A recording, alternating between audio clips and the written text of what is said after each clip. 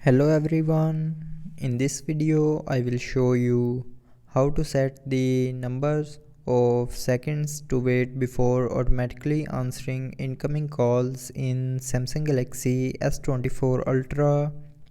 So before starting the video, don't forget to subscribe the channel and also press the bell icon. So first of all, open settings. Now in settings, scroll down and click on accessibility. Now here in accessibility, click on interaction and dexterity. Now in interaction and dexterity, click on answering and ending calls.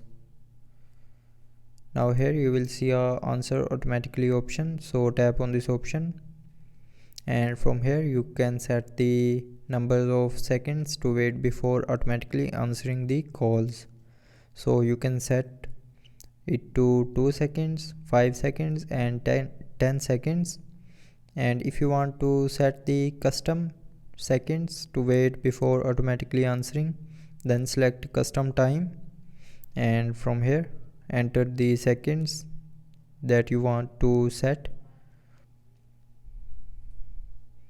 and then click on set. So that's how you can set the number of seconds to wait before automatically answering incoming calls in Samsung Galaxy S24 Ultra.